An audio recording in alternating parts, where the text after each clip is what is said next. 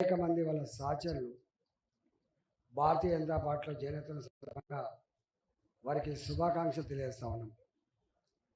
మొన్ననే ఇక్కడే అపార్ట్మెంట్లో సుభాష్ గౌడ్, నరసింహన్న,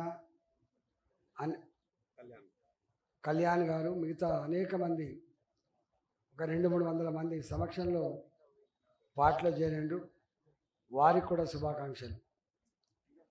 ఈ కార్యక్రమానికి అధ్యక్షత వహించినటువంటి మా పార్టీ జిల్లా అధ్యక్షులు విక్రమ్ రెడ్డి గారు, ఈ నియోజకవర్గ ఇన్ఛార్జ్ సుదర్శన్ రెడ్డి గారు, పెద్దలు నందారెడ్డి గారు, తాడూరి శ్రీనివాస్ గారు, ఎంబీసీ మాజీ చైర్మన్ ఉదయ్ కుమార్ గారు, వినోద్ జైన్ గారు, దీపక్ జైన్ గారు, దీపక్ అగర్వాల్ గారు, అదేవిధంగా మా సీనన్న బుద్ధి సీనన్న, తిరుమల రెడ్డి గారు, నరసింహారెడ్డి గారు, మోహన్ రెడ్డి గారు, కొప్పు భాష గారు, సోనారాం గారు, ఒక సౌండ్ పెట్టు.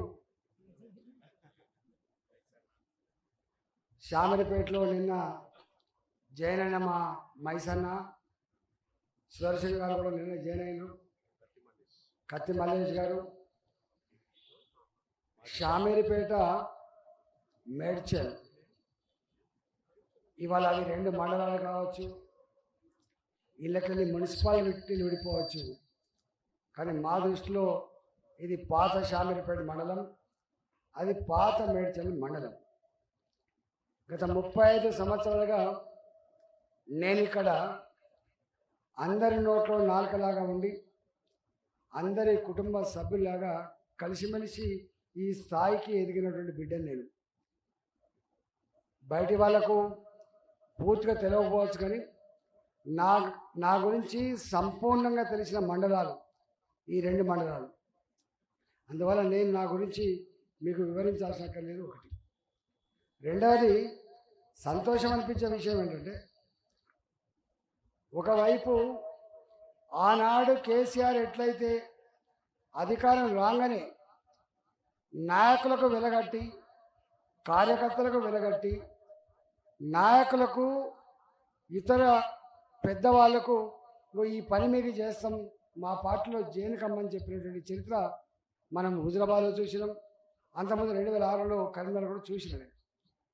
ఇవాళ దేన్ని కాంగ్రెస్ పార్టీ వ్యతిరేకించిందో, దేనికోసం వ్యతిరేకంగా కొట్లాడిందో అదే పని ఇవాళ మళ్ళీ కాంగ్రెస్ పార్టీ చేస్తారు. అదృష్టం ఎక్కడంటే మేడ్చల్ నియోజకవర్గంలో కాంగ్రెస్ పార్టీకి ప్రజాబలం లేదు, ప్రజల ఆదరణ లేదు. ఎక్కడికి పోయినా ఈ దఫా మోడీ గారికే ఓటేస్తాం, ఈటలకే ఓటేస్తామని చెప్పి వాళ్ళ ఆత్మను ఆవిష్కరించి చెప్తున్న క్రమంలో ఆశలు సావక, వాళ్ళకి ఆశలు సావక దింపుడు గల్లంగాడి ఆశలతో 100 కోట్ల రూపాయలు అక్రమంగా సంపాదించిన డబ్బు సంచులు ఇక్కడ తెచ్చి ఇవాళ 1 లక్ష రూపాయల నుంచి 5 కోట్ల రూపాయల వరకు, 1 లక్ష రూపాయల నుంచి మొదలుపెట్టి 5 కోట్ల వరకు నాయకుల తలలకు వెలగట్టి ఇవాళ తీసుకుపోతున్నది ఒకవైపు ఉన్నది.